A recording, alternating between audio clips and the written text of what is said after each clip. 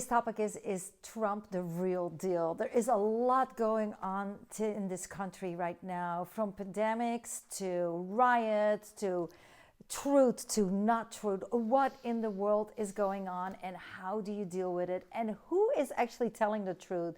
Is he really such a loudmouth as he says he is? Well, sometimes it sure looks like it. But is he actually doing things behind the scene or not? You hear all sides, and there is a point. You have Trump lovers and you have Trump haters, and both sides are passionate about this. At the same time, within families everywhere, there seems to be conflict, including in mine, of back and forward of what is truth and pointing the finger. And I believe that actually is not of God. And with me today is Joy Thayer, and she was part of producing the Trump I Know. And so we want to talk about it. What is real, what is not, and what is going on behind the scenes, and do we believe it? So Joy, why this movie? I got approached actually after doing the film Unplanned. One of our producers ended up going out and meeting with Mike Pence and Laura Trump because Unplanned's Twitter account got taken down. And it was? Yeah. No way. And so, yeah, we had many followers on Twitter, and Twitter took it down and said it doesn't follow their community guidelines. And so our executive producer ended up going out and meeting with Mike Pence and Laura Trump and talking about censorship and different things. So he befriended Laura, and she started telling him different stories about the Trump family and about who she is, and he said, why aren't we hearing these stories? Why doesn't the general public know this? So he came to me, and because we own a film and animation company, and said, would you be willing to produce this film? They asked you? So that was such an honor. Wow. Yeah. Okay. And actually, so what kind of a film were they looking for?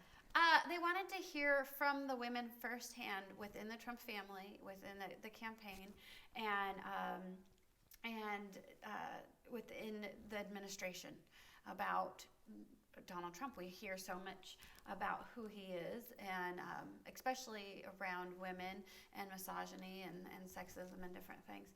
So I had to take a moment. I did not vote for Donald Trump in 2016. Okay. I had my own perceptions and perspectives and what I thought of the man.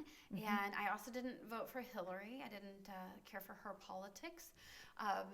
And so I thought about it, I prayed about it, and I said, you know what? I'm willing to be a part of this project, but I want to know the truth. I'm not interested in sharing a light, fluffy film. I want to actually ask questions. I want answers to these questions.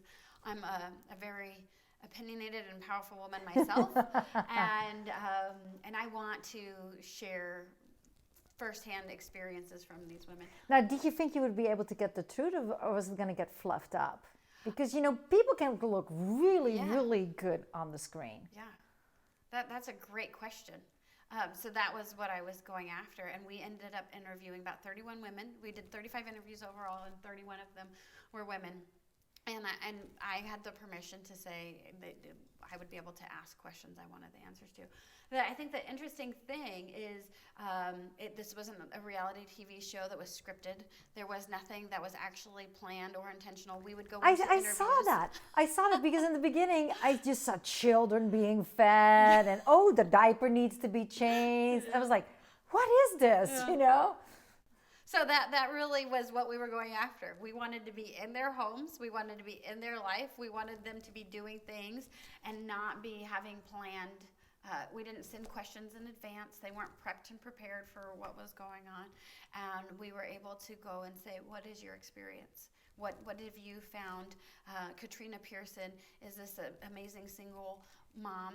She's a black single mother, and she works for the Trump campaign. She's one of the senior advisors for the Trump campaign, and just being able to ask, really, have you experienced sexism? Have you experienced racism from this man? And I wanted to know the answer. And you looked her in the eyes when she answered. So how did she respond?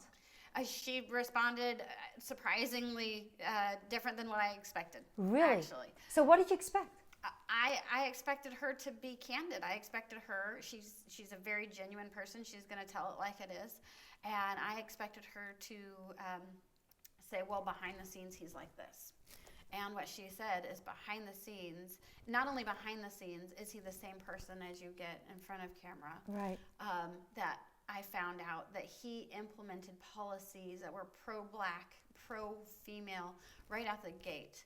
And she started listing off what those At the gate, you mean are. at the beginning of the presidency? At the beginning of his presidency. Okay. So this isn't waiting for an event, like an unfortunate event like George Floyd's life Right. being cut short. And so he did these policies right away. Within 3 months, he was doing things that was affecting Black inner city communities, and he was putting in policies in place that were benefiting Black females and minorities. Has it made a difference, actually? It has made because a you know, huge the difference. talk about it or the actually actions, is that real? Yeah. So then you have to go and look into these things. Okay, so is Right, what she's exactly. telling me the truth? Because I'm a Right. skeptic and I want to know Exactly. if somebody's actually playing me or playing Right. politics or saying the right things and whatnot. So I think my favorite interviews was actually Gail Wilson. Okay. And she's Black Voices for Trump.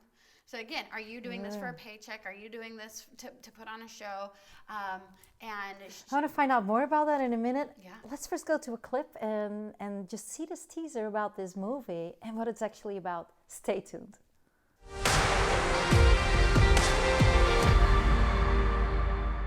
How is he? I mean, how's working on the campaign? They're just like, does he like Black people? Yes, I'm here. In the Black community, it's a culture of like, we have to be Democrats. So I'm like, well, let me just actually think about this. Let me just Google like the two-party platforms and one I actually agree with and like really voting for my faith. I realized like, wait, I don't actually have to be Democrat. I don't even agree with the party platform. I'm gonna take a leap of faith, go what makes sense to me, and go what I believe in. So we just watched the Trump clip, and the thing that I noticed in the movie over and over and over and over again was empowerment, empowering, and that Trump treats people equal. Yeah. Now, a lot in this world will highly disagree with this. What was your experience while you were part of producing this movie? Yeah. So, funny story, I called my brother Monroe and I said, I realized that's the case. I said, you know, this man is actually the same guy that I discovered in front of the camera, behind the camera, and that he does treat people equal, whether you're Black, whether you're transgender, whether you're straight, whether you're a female. And he really, really cares about people. What comes off is sometimes that people don't like his personality or the way he goes about business or the way that he's doing things. But I said, I found that to be true in my own life with my brother. My mom really instilled with us telling the truth in growing up. And so my brother can be off-putting sometimes, and including with myself. And I said, I think I was born to tell this story because I've experienced this man growing up. I just didn't know that it was this man. And what was refreshing is I'd rather have somebody tell me the truth and not enjoy either the manner of delivery or their personality, but know that I can count on that being the truth, than somebody that delivers it with a smile, with a charismatic personality, with saying all of the right words that make me feel good or whatever, and then is undermining what they're doing.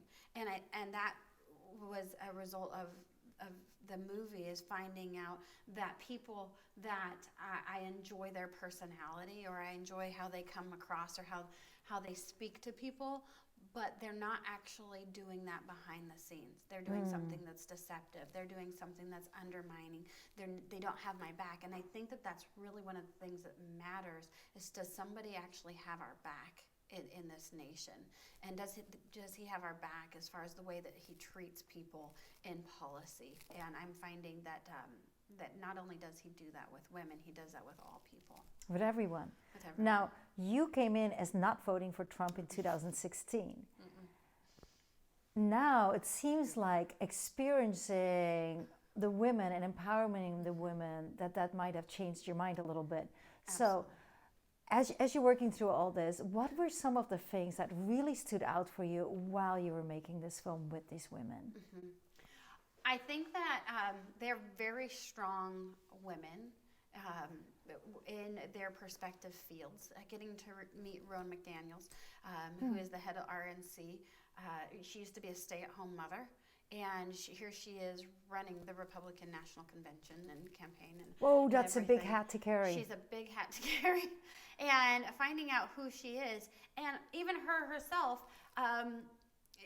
she'll say, I wish that he might come across a different way or whatnot. But she agrees, again, with how he's taking care of women and being able to take care of their families and doing these policies in place. Finding out the first CARE Act, or first, I can't remember what it is. There is an act that was put in place that are helping out prisoners right now in prison reform that Donald Trump put in place. Again, going through and looking at policies that have been transformed over the last 3, almost now 4 years, and going, I agree with that. Fighting for the freedom of religion. I had asked Kayleigh McEnany, who is a Christian, and said, does he fight for freedom of religion for all religions? Is it just your religion? Is it just my religion? Does he do that across the board? And yeah, he does. He's doing that for Jews. He's doing that for Muslims. He's doing that for Catholics. He's fighting for the belief in we should have freedom of religion. And I'm going, that's something that's important. It can't be, well, just my religion should be the one that's protected. If we actually believe in the freedom of religion and we go to the Constitution, is he doing that? Is he putting policies in place that protect freedom of speech? Is he doing those kinds of things? And so you're finding out he actually is what he says. Then I'm just wondering, how come there is such an opposition today and the difference? And I actually went to the Bible for that. I was like, okay, what does the Bible say? Can we hate those we don't like? Do we love those we do love? All that stuff. And I'm looking in Matthew 6 and thinking about, Holy Spirit just downloaded on me, says, Barb, what did Jesus do on the cross? He actually forgave his enemies. So it doesn't really matter which side you're on. There is a certain way you behave and respect. So it says here, love your enemies, right? Matthew 6. Your ancestors have also been taught, love your neighbors and hate the one who hates you.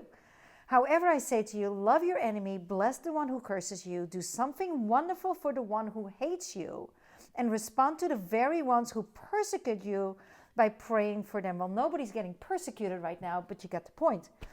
For that will reveal your identity as children of your heavenly Father. And then a little further down it says, what reward do you deserve if you only love the lovable? How are you any different from others if you limit your kindness only to your friends? Don't even the ungodly do that. Since you are children of a perfect Father in heaven, you are to be perfect like him. And I remember a couple of presidencies ago that I was really ticked with one of the presidents that was in office at that time. And I was literally ticked to the point like, I can't stand you.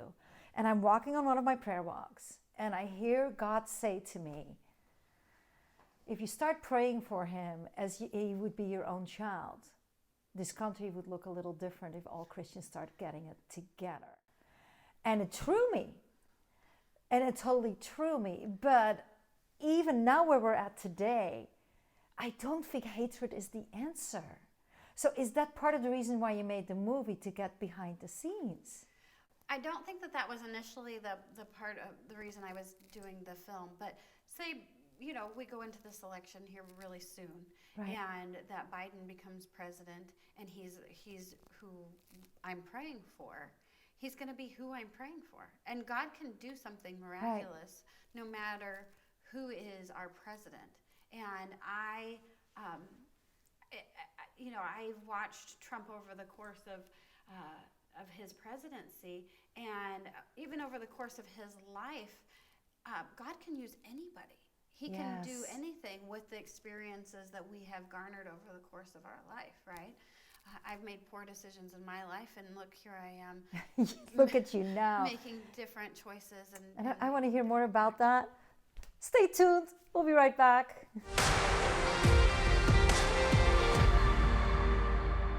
He has this ability to identify something in someone that very often they don't see in themselves. And he can kind of hone in on that and know that they have the ability to really do something great. But he's, given me opportunities that, frankly, at the time I didn't really think that I deserved. And, kind of expressed that he knew I could do it and gave me the tools in order to do it and in order to achieve. And then you do, and you start to really question, what else can I do? Barb TV is all about you getting the needs met that you have. Satan wants to steal, kill, and destroy your life, but Jesus wants to give you the abundant life. How do we do that? We have guests with stories, and God wants to do the stories again in your life. He wants to change your life, He wants to improve your life, and He wants you to have all the benefits.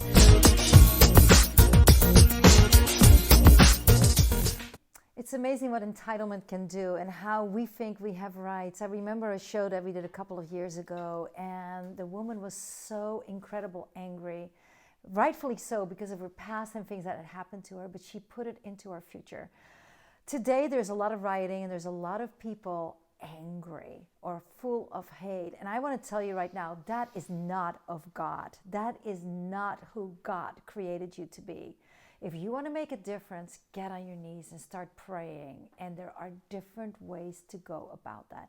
With me is Joy Thayer, who just made an incredible movie. And we just want to talk a little bit more about it. Is Trump the real deal? So Joy, you were in the process of this movie. Tell me some about the people that you interviewed. So we interviewed Laura Trump, was one of our primary characters in there.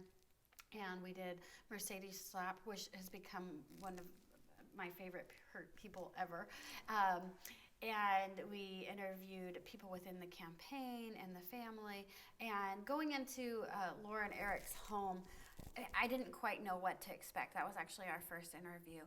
And I walk into their house, and Laura's asking right away of are you hungry? Do you need anything to eat? We have food in the pantry. And I was so surprised by that action. I didn't know that was going to be, but that's who she is. Wow. And discovering that family is very generous, and everyone that I met, and the closer and closer I got to the inner circles of the Trump family and the Trump campaign, the more you know one-on-one who people are, they can actually speak to that.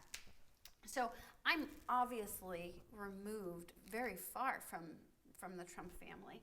And I'm relying on media and what I read to be my source of information. Right.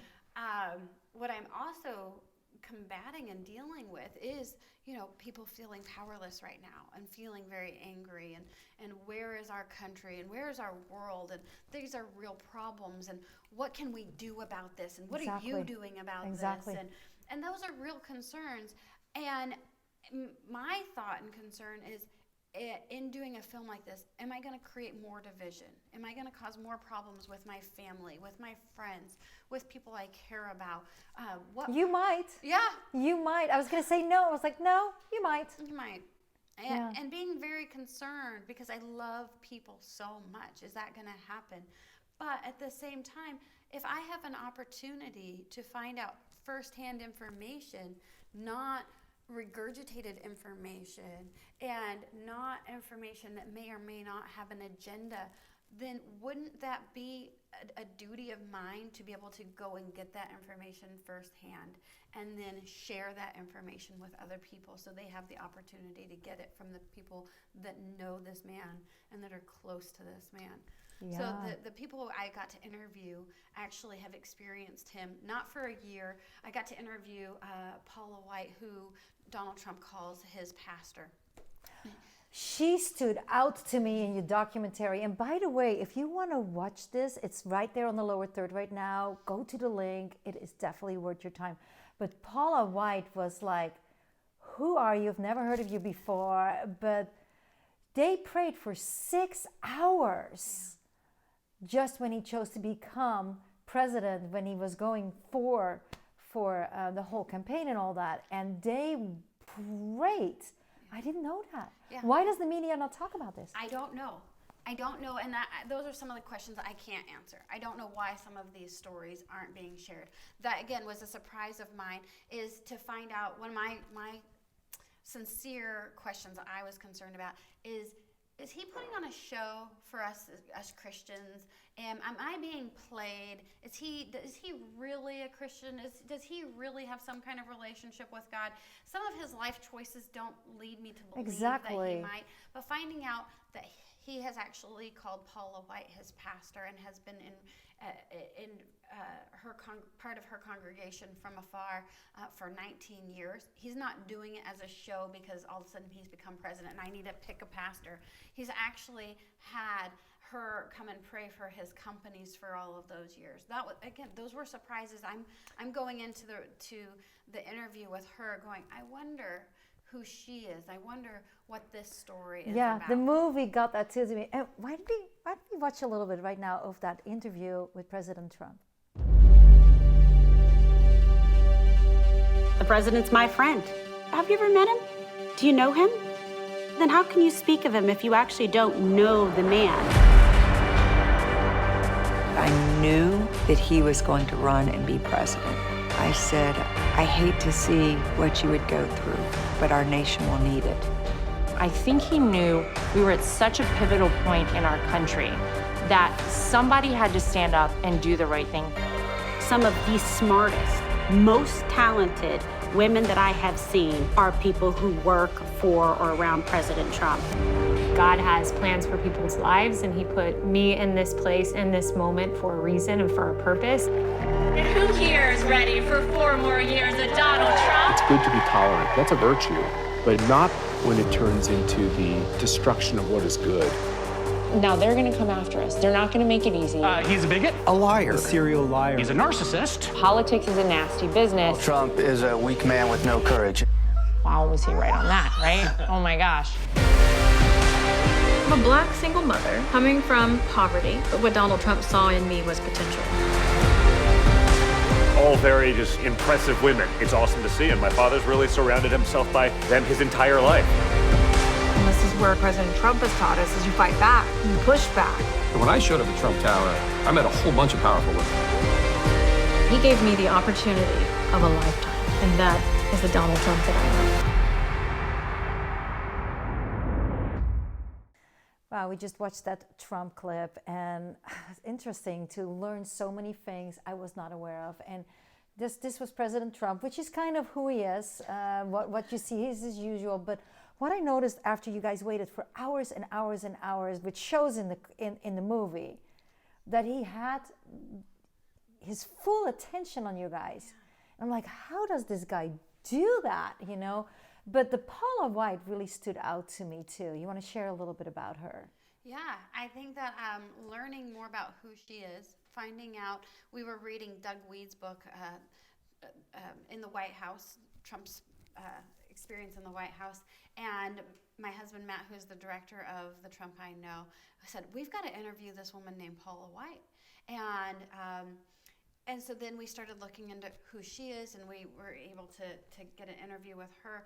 And she's just the greatest thing. She's this amazing woman evangelist, and she got a phone call one day from Donald Trump, and she thought her staff was messing with her. This is years ago. It shows in the movie. And so it shows in the movie. She said, you know, had it been... had the apprentice actually come out before she'd met him, she'd be like, you're fired. And so she thought her staff was messing with her, and he had said, you know, I've been watching your stuff on TBN and different things like that, and I'd like to talk to you. I'd like you to come over to Trump You know, Tower. so it said that. Why don't we show a clip right now? Why don't you see for yourself for a moment? probably early 2001. They said to me, Mr. Trump's on the line. I was like, yeah, sure. Now, if The Apprentice had started, I probably would have been like, you're fired.